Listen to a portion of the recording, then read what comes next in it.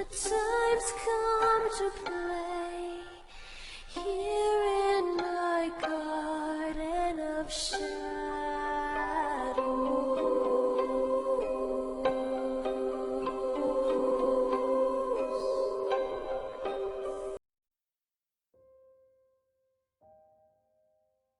Hello, I'm Renya, aka Media Adaptation. Welcome back to Moderation while me, it's for a game.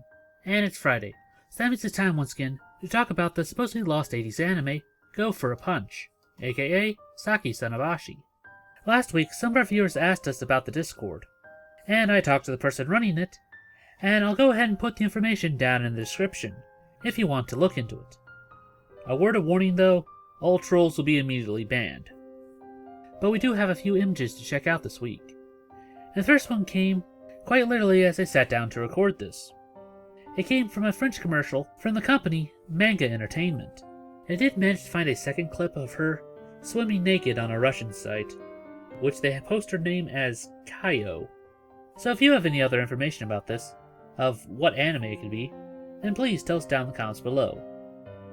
Actually, now that I think about it, she kinda looks like a girl from Overfiend, but we already covered that one a while back. I wonder if they made any more of them. Probably something to look into later down the line. The next image is this one. But I know what that one is right off the bat, as it's the cover to Volume 3 of Kaku no Yori. I know that because it was the first video we did on Saki. The cover of the first one got a lot of buzz because it's pretty much what they described. Something else to note is that since we covered it, someone in Japan actually posted some footage from Volume 2 through 4. So let's double check them real fast and see if there's any of them that we left out. And sadly there's only one clip with any differences that I've found.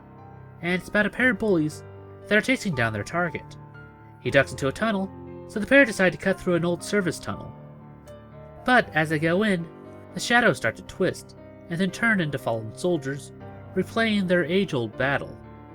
They're scared at first, but their attacks just pass right through them.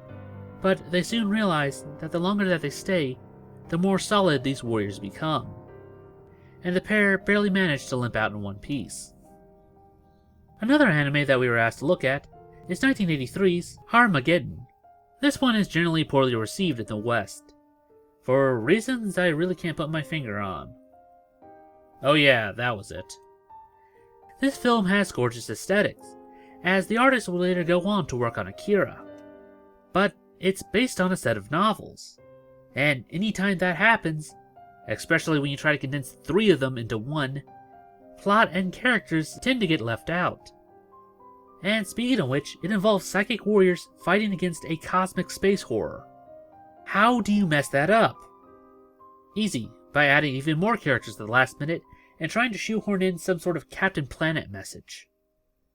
Why are you focusing on that and not fighting against the Fire Dragon Space Cthulhu? Let's just move on to the next one.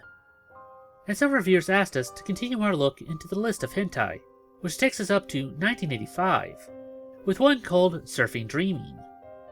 And it's about a schoolgirl having an affair with an older man, and starts having doubts of maybe finding love with someone her own age. But there are perks of someone with money. But then it feels like the writers took drugs again, as he then turns into a green fire demon. And then a lot of other weird shit happens. Our other guy comes back to her house and finds that it's been burnt down years before. So were they dead all along? I have no idea. And our other one this week is less confusing, as it's part 2 of Iota Kin, which we looked at a few times back. This one is just more the same, but it deals with one of her friends this time. But there's really not much to it. And to finish off this week, someone on the Discord posted a site which has about 1,500 horror manga, and they needed someone to look through them. So I guess we found a replacement for the torrent that we finished a while back. And the first one on our list is called Cooperative Life from 2000.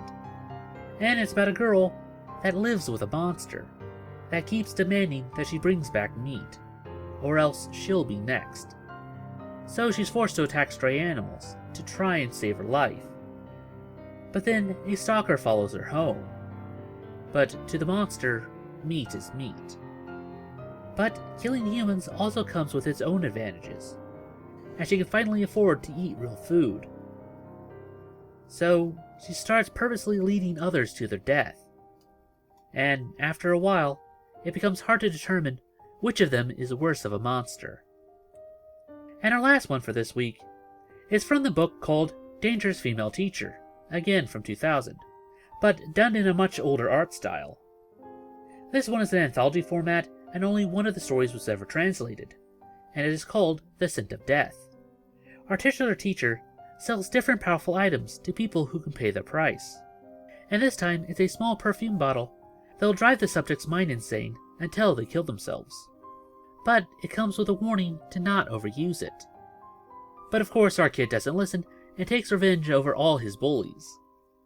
The catch is that with a perfume bottle, each time you use it, the owner of it gets sprayed a little each time, until he eventually receives a full dose, and then inadvertently takes his own life.